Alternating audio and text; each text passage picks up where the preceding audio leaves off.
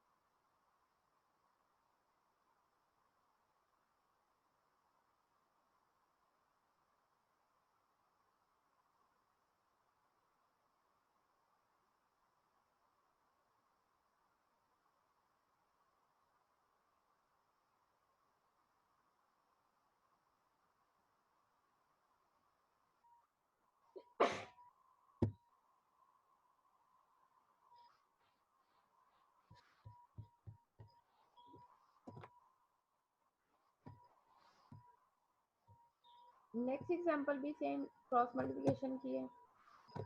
अब application of linear equation one unknown. Application जिसे आप स्टेटमेंट क्वेश्चंस भी बोलते हैं। In this article we shall show how to form equations को कैसे बनाना है in practical situation. Following are the steps of the forming algebraic equation in one unknown. अभी सिंगल वन अननोन वेरिएबल के साथ है, तो वन अननोन के साथ स्टेपिंग के फॉर्म में हमने इसको फॉर्म करना है। Number one,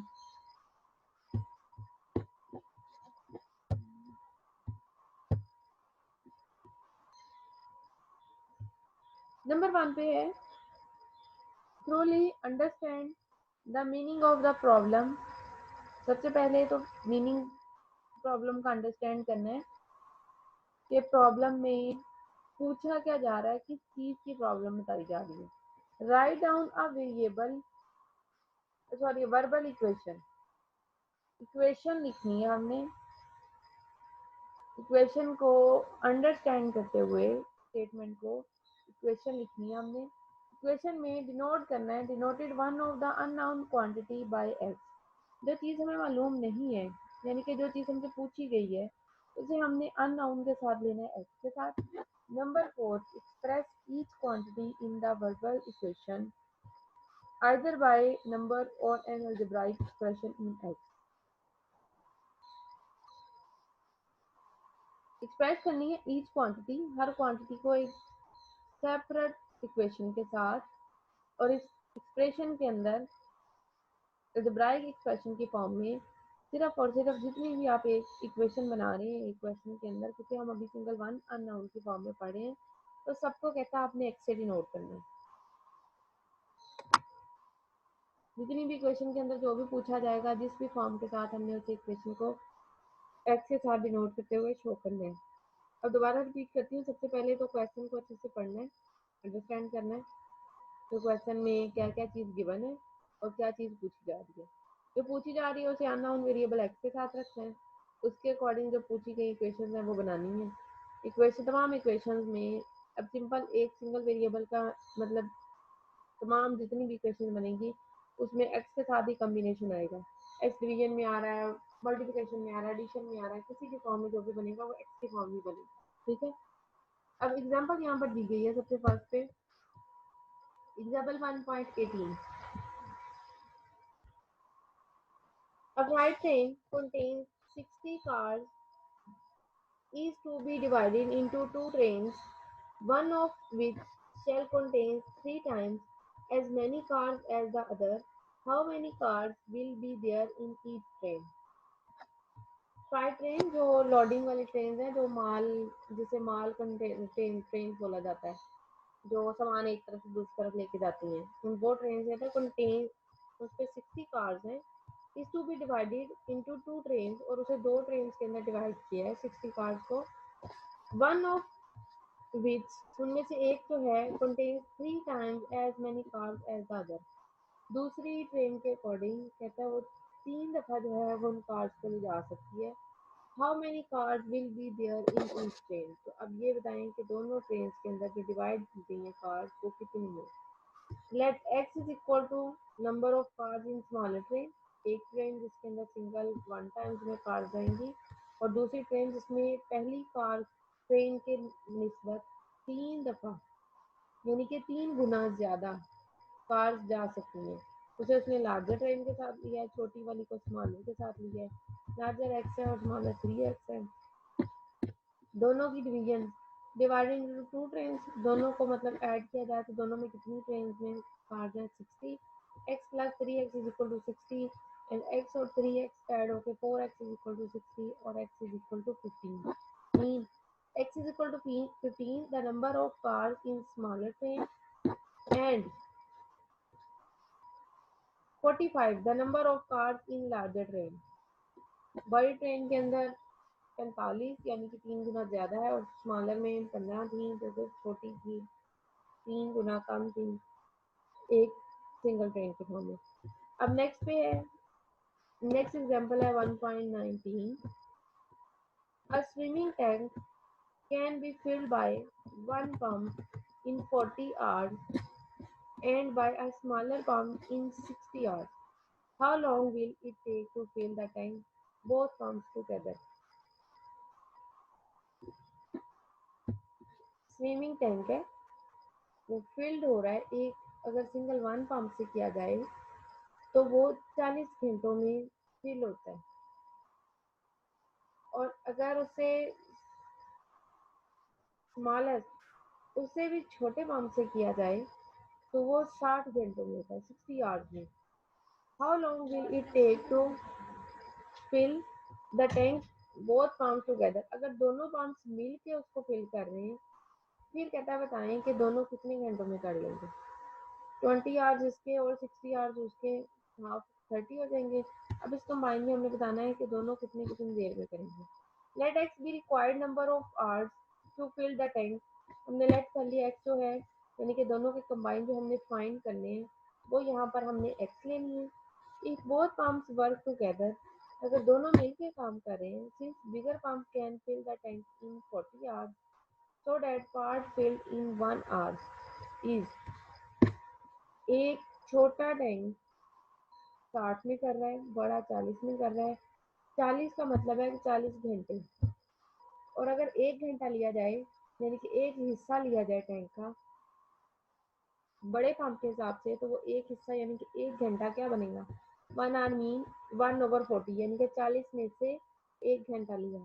similarly the part filled by smaller pump is 1 our is 1/60, तथा इसी तरह अगर छोटे पंप में से एक घंटा लिया जाए, यानी कि वो 60 का टोटल था, तो 60 में से उसका एक हिस्सा यानी कि एक घंटा लिया जाए तो वो क्या बनेगा, 1/60। Now part fill in 1 hour by bigger pump plus part fill in 1 hour by smaller pump, दोनों का मिला के कितना बनेगा, एक घंटा बड़े में से, यानी कि 1/40, एक घंटा छोटे में से, यानी कि 1/60, और जो हमने घंटे लेने हैं आने हैं हमारे दोनों के कॉम्बिनेशन से, उसे हमने एक्स लिया। अब उस एक्स में से एक घंटा लिया जाए तो वो क्या बनेगा, 1/x। ठीक है, अब आगे फर्दर इक्वेशन हमने बना ली है, 1/60 plus 1/40 is equal to 1/x। Simplification करने के लिए हम इसका एलसीएम लेंगे, एलसीएम इसका आता है 120। फर्दर नेक्स्ट क्रॉस मल्टीप्लिकेशन होगी, क्रॉस मल्टीप्लिकेशन के बाद आंसर आएगा x is equal to 24। Hence, the tank will be filled in 24 hours by both pumps. Clear है क्वेश्चन? क्वेश्चन क्लियर है क्लास? हमने एक एक घंटा सब में से ले लिया क्योंकि हमें नहीं पता कि मैं 60 और 40 को अगर ऐड करूं तो वो बनता है मेरे पास बहुत ज़्यादा वैल्यू। हम दोनों घंटों को मिला के यानी कि दोनों पंप्स की आवर्स को मिला के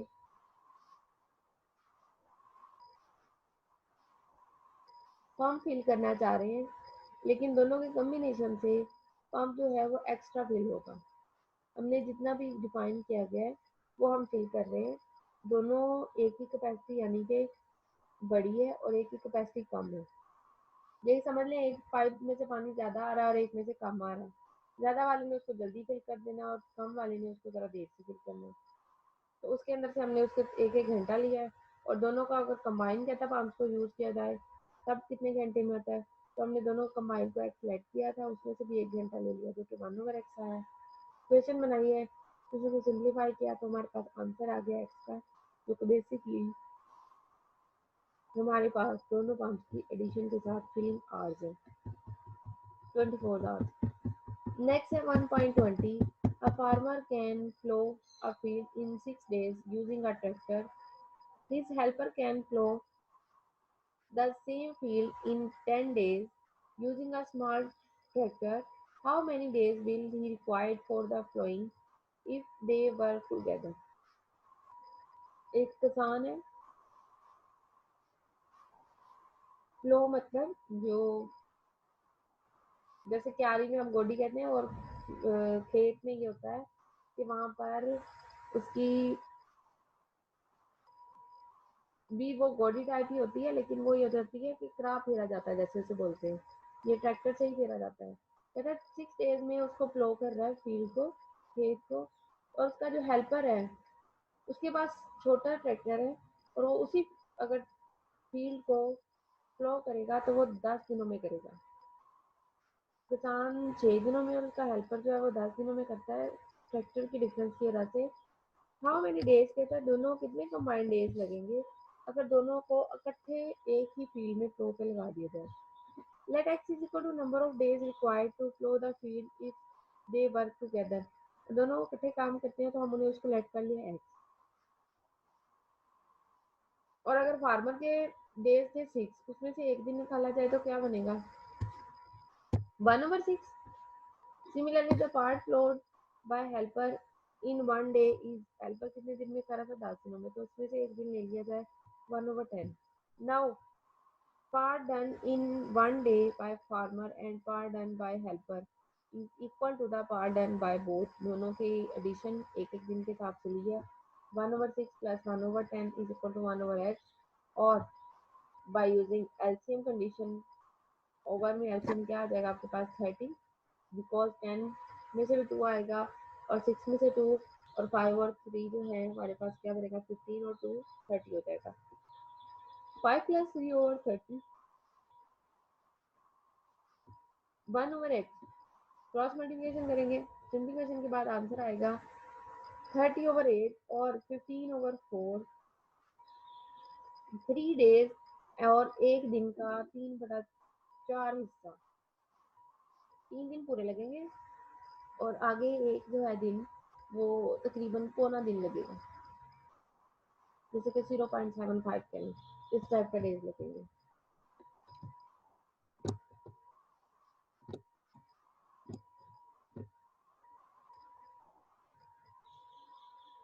नेक्स्ट एग्जांपल है, a man completed a journey of 42 miles by bus, train and car. The distance traveled by train was 3 times and by bus and by car twice that by bus. What was the distance traveled by each method? एक आदमी ने एक सफर मुकम्मल करना है अपना, जो कि वो ट्रेन, बस और कार तीनों से कर सकता है, और वो सफर जो है वो 42 माइल्स का है। The distance travel by train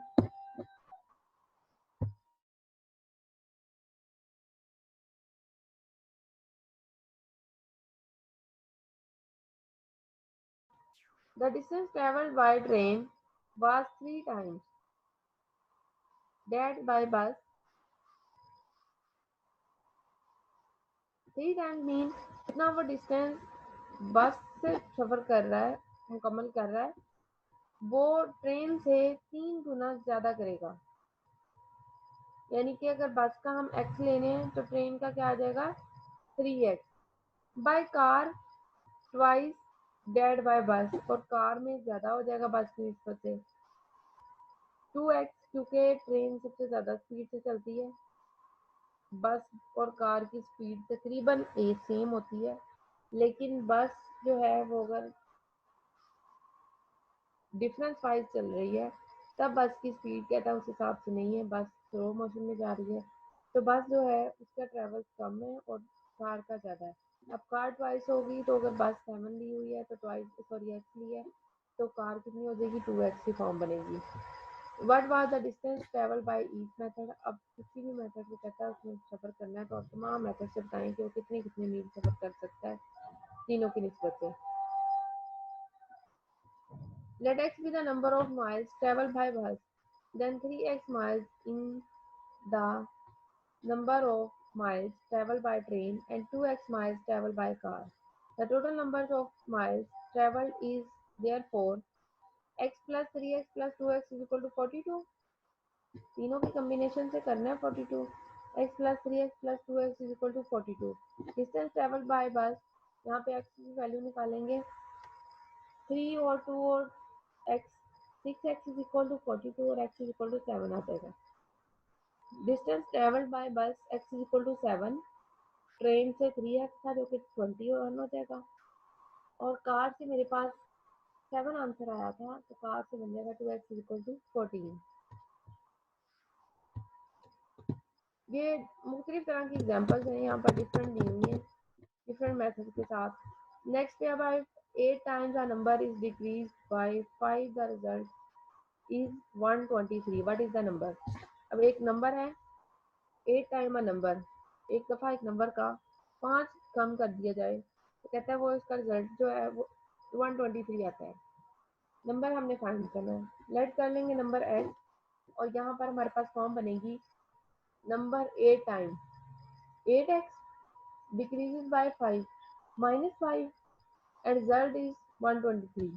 तो यही इक्वेशन बनेगी जो कि यहाँ पर बनाई हुई है उसने 8x minus 5 is equal to 123।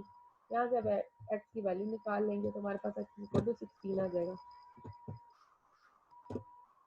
Next example है 1.23।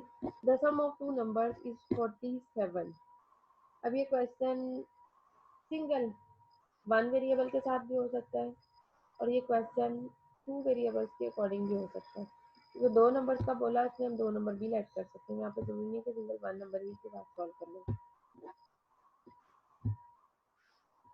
The sum of two numbers is 47.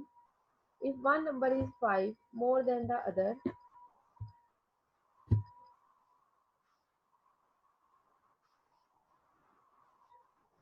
बिल्कुल इनको भी चेक कर सकते हो। यहाँ पर देखें अगर मैं इसको लास्ट वाली को चेक करती हूँ वनली, मेरे पास आंसर आया था x इज इक्वल टू 16, इसमें पुट करेंगे इस इक्वेशन में पुट करूँगी यहाँ पर, ठीक है। 16 multiply by 8 and minus 5। 16 multiply by 8 आपके पास आता है 128। अब 128 में से 5 माइनस करोगे तो 123। 123 on left side is equal to 123 on right side।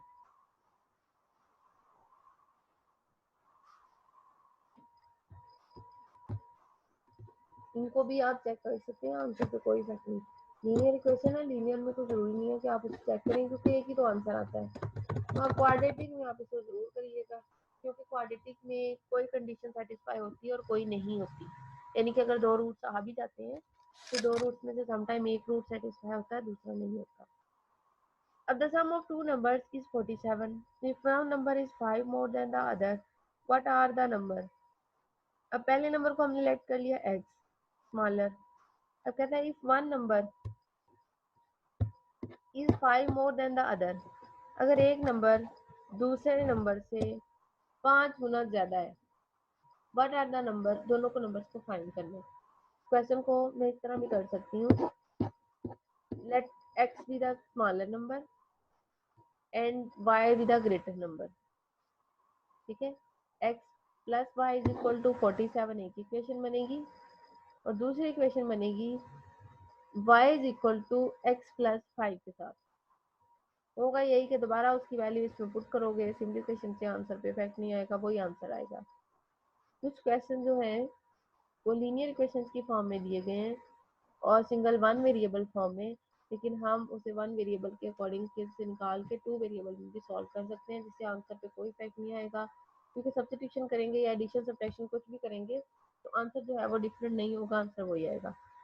What are the number, हमने अब नंबर फाइंड करने हैं। पहला नंबर एक्स है, दूसरा नंबर एक्स प्लस 5 लिया है, इज इक्वल टू 47, दोनों का सम क्या था 47। Therefore, 2x plus 5 is equal to 47, and after simplification, we get x is equal to 21, and the smaller number is 21 and the larger number is 26. Now, दोनों का बैठ करके देख लें, आंसर जो है वो 47 ही आता है। नेक्स्ट पे है find three consecutive integers whose sum is 84। तीन कंसेक्टिव इंटीजर्स फाइंड करने हैं जिनका सम जो है वो मेरे पास 84 है। अब इस कंसेक्टिव इंटीजर्स को मैं डिफरेंट फॉर्म में फाइंड कर सकती हूँ।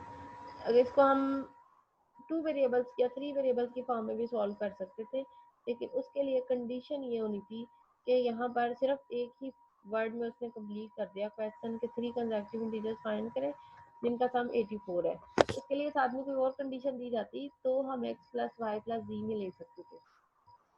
कुछ क्वेश्चन डिफाइन किए हुए शो किए हुए तो नजर आ रहे थे, लेकिन वो जरूरी नहीं है कि उसी फॉर्म में सॉल्व हो। जैसे अगर यहाँ पे लिख दिया जाए find three consecutive numbers whose sum is 84 and first number is greater than the other and other is greater than the third।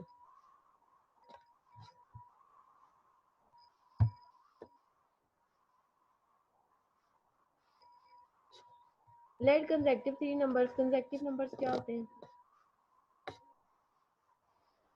जैसे एक दो तीन चार, ये कंसेक्टिव नंबर है, विदाउट गैप नंबर्स को कंसीडर करना। X plus one, x plus to,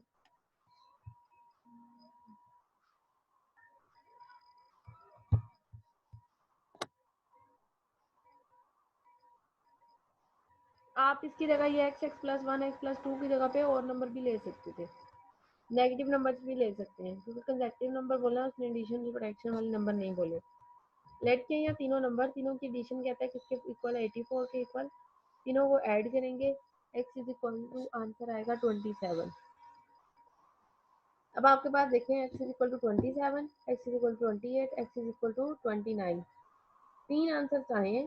अब तीनों को अगर आप ऐड करो तो आपके पास ये बनता है 84, या नहीं बन रहा, बताएं जल्दी से।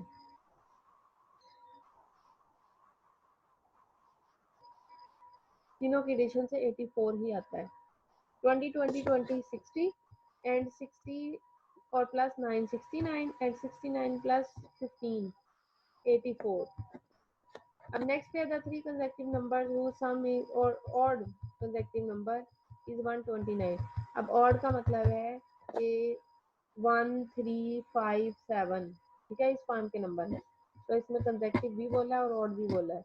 अब ऑड नंबर की कंडीशन रखनी है, ऑड नंबर किस फॉर्म के होते हैं, let x be the any integer then first odd number 2x plus 1, पहला ऑड नंबर है।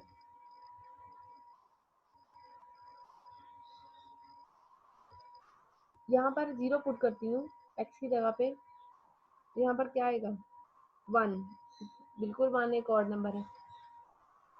एक्स की जगह पे 1 पुट करती हूँ, 2 मल्टीप्लाई 1 2 एंड प्लस 1 3।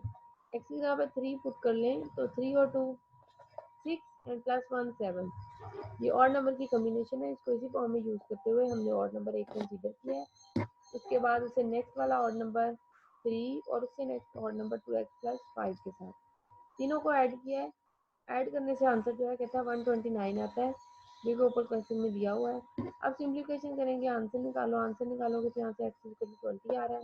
दोबारा पुट कर दो जो हमने लेट किया था 2x+1 2x+3 में 2x+5 में, तो आपका आंसर जो है वो आ जाएगा। अब इसे नेक्स्ट में the sum of 3 consecutive positive integers, ये नहीं करवा रही है, भी सेम इसी तरह है। नेक्स्ट है 4 is subtracted from a number, 4 किसी नंबर में से कहता माइनस कर दें, the result is multiply by 7, तो उसका रिजल्ट जो है वो 7 के मल्टीप्लाई से एंड देन 8 इज एडेड, इसके इक्वल आएगा। Find the original number if the final result is 43, एक नंबर लेट करेंगे हम सबसे पहले x, subtract 4, x minus 4, the result is multiplied by, जो इसका रिजल्ट आएगा यानी कि x माइनस 4 का, उसे 7 से मल्टीप्लाई करें एंड देन ऐड, तो कहता है फिर उसे ऐड कर दें उसके अंदर 8, और फाइंड द ओरिजिनल नंबर, और उसका ओरिजिनल नंबर फाइंड करें अगर इस सारे कॉम्बिनेशन से, कहता है इक्वल रिजल्ट जो है वो क्या आता है 43। So now let the number be x, subtract 4 to given x minus 4, multiply by 7 to given 7x minus 4, given resultant में से अब उसके अंदर 8 ऐड कर दिया, रिजल्टेंट के तौर पे वो हमारे पास किसके इक्वल आ रहा है 43 के, 7x minus 28 plus 8 minus 43, sorry equal 43, simplification करेंगे आंसर आएगा x is equal to 9। 1.28 the sum of three consecutive integers is 20 greater than or twice the smaller of the three integers, find the integers। Integers नहीं है, integers की form z integers में आता है, और हमने यहाँ पे सिर्फ पॉजिटिव, जब हमारे पास रियल नंबर्स की फॉर्म बोली जाए या कोई सी भी, तो उसके अंदर नेगेटिव भी आ सकते हैं, उसमें कोई इशू नहीं है, आंसर में भी नेगेटिव आ सकता है, लेकिन जब पॉजिटिव बोला जाए तब पॉजिटिव होंगे, नेगेटिव वाला नंबर नहीं आना चाहिए। इंटीजर्स बोला जाए तो इंटीजर्स में भी फॉर्म जो है वो नेगेटिव पॉजिटिव कुछ भी हो सकती है, लेकिन अगर पॉजिटिव इंटीजर बोला जाता है तो सिर्फ पॉजिटिव आएगा। The sum of 3 consecutive integers is 20, अब इंटीजर बोला नेगेटिव भी हो सकते हैं पॉजिटिव भी, 3 consecutive इंटीजर्स का जो सम है वो 20 greater than twice the smallest of 3 integers.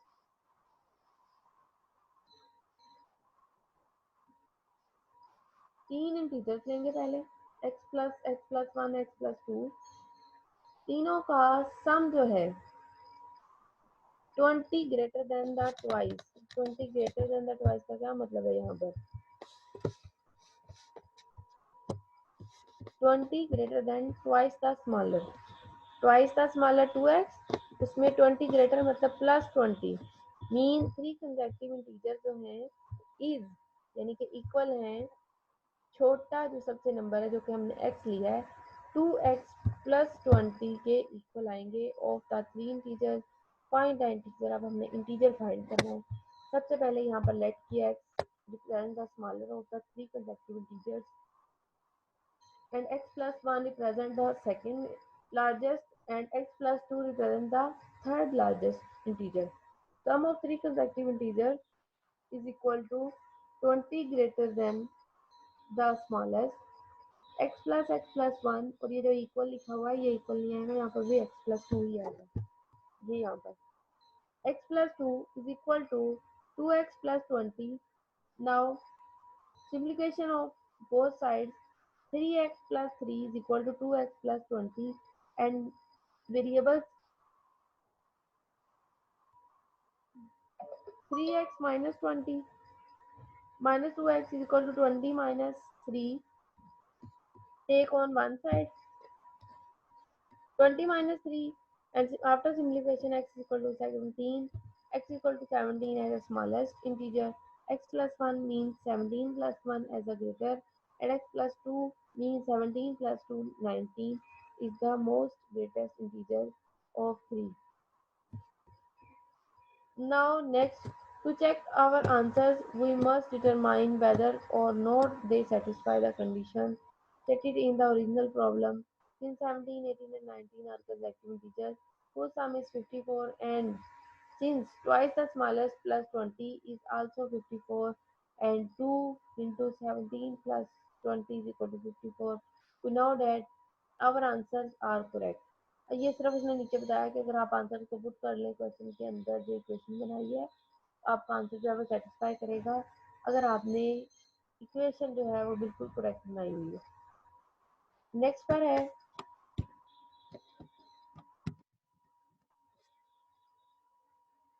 find the number such that 3/8 of the number minus 1/2 of it is 14 less than 3/4 of the number.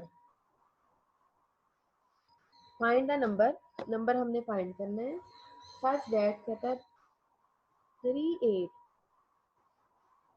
of the number उस नंबर का 3/8 मतलब 3/8 हिस्सा उस नंबर का जो कि हमने x सेलेक्ट किया है ऑफ द नंबर माइनस उस नंबर में से माइनस होगा 1/2 ऑफ इट उसी नंबर का आधा यानी कि 1/2x इट इज अब वो जो कहता है वो नंबर बनेगा is less 14 less than 3/4 of the number.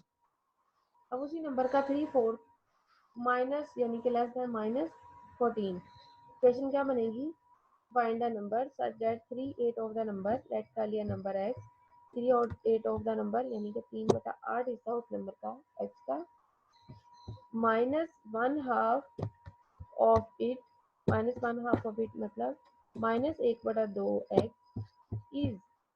It is अब जो है वो उसके इक्वल आएगा 14 less than 3/4 of the number 14 less than 3/4 of number मतलब 3/4x माइनस 14।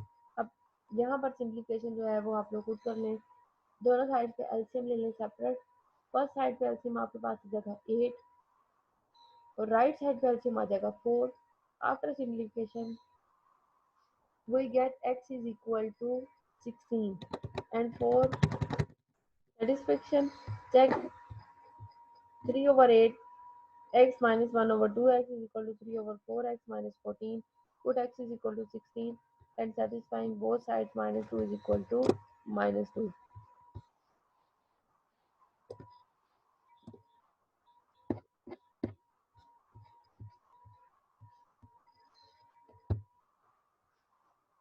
और ये हामद रहमानी असाइनमेंट मैंने बुक से ही दी हुई है कहीं से भी नहीं दी पिक्चर मैंने सेंड नहीं करनी असाइनमेंट की पोर्टल से आप लोग खुद वहां से चेक कर लें मैंने पोर्टल पे अपलोड की हुई है और वो आप लोगों की बुक से ही दी हुई है बुक पे क्वेश्चन दिए हुए हैं वहीं से मैंने सिर्फ उसकी पिक्चर ही दिया मैंने टाइप शायद भी नहीं किया था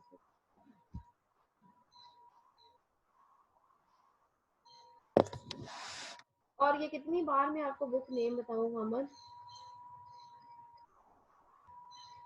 बिल्कुल अब्दुल्ला की ही बुक है बुक की पीडीएफ मेरे पास नहीं है सॉरी मैं बुक की पीडीएफ नहीं सेंड कर सकती हाँ ये जरूर सेंड कर सकती हूँ जो मैंने नोट्स यहाँ पे बुक की फॉर्म में बनाए हुए हैं वो जरूर आप लोग को सेंड कर सकती हूँ या बुक पूरी अगर कहें कि पीडीएफ की फॉर्म में है तो वो बुक पूरी पीडीएफ की फॉर्म में मेरे पास नहीं है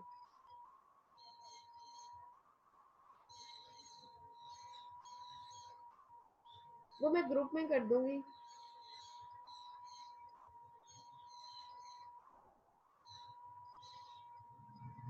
उसके अलावा आपके पोर्टल पे भी सारे के सारे सेंड किए हुए मैंने रिकॉर्डिंग लेक्चर